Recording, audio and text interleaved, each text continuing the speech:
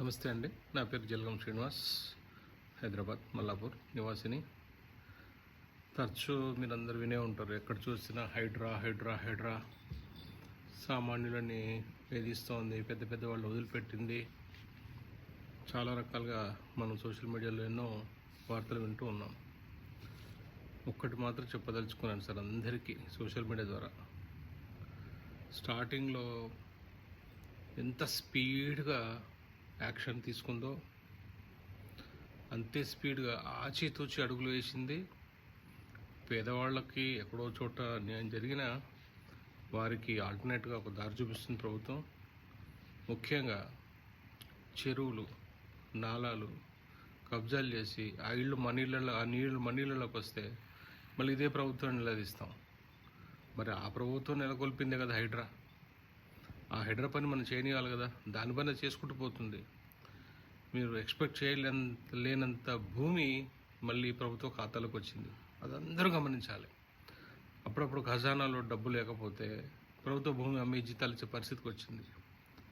అంత ఈజీగా fake documents సృష్టించి కబ్జాలు చేసి ప్రభుత్వ భూమి వాళ్ళ సొంత ఖాతాలోకి రాసుకుంటే ఈరోజు అదే భూమిని తిరిగి విడిపించి మళ్ళీ ప్రజల ఖాతాల్లోకి చేర్చింది కదా.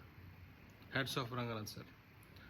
మీరు ఒక హైదరాబాద్కే కాదు, మీలాంటి వాళ్ళు రాష్ట్రమంతా విస్తరించాలి. ఈ హైడ్రా జిల్లాలకు కూడా వ్యాప్తి చెందాలి. నిజంగా రేవంత్ రెడ్డి గారికి ఎట్లా వచ్చిందో ఈ ఆలోచన, కానీ ఎవరైతే తప్పు చేసిన వాళ్ళు ఉన్నారో వాళ్ళు మాత్రమే వ్యతిరేకిస్తున్నారు దాన్ని. పేదవాడైనా సరే నాలా మధ్యలో కట్టుకుంటే వాడికి సేఫ్ లేదు, మా ఇల్లు మునిగిపోయిందని చెప్పేసి మళ్ళీ గొగ్గోళ్ళు పెడతాడు. ఇల్లు పగలగొడితేనేమో పేదవాడికి అన్యాయమైంది అంటారు. అందరూ ఆలోచించాలి. ఇది మన వ్యవస్థ, మన రాష్ట్రం, మన నీళ్లు, మన నిధులు, మనం జాగ్రత్తగా ఖర్చు పెట్టాలి. మన భూములు మనం కాపాడుకోవాలి. ప్రతి పేదవాడు ఆలోచించాలి. ఒకసారి ఏ ప్రభుత్వం వచ్చినా సరే మనకి హైడ్రా అనేది ఉండాలి. అన్ని విధాల శ్రేయస్కరం. రంగనాథ్ గారు ఇంతసేపు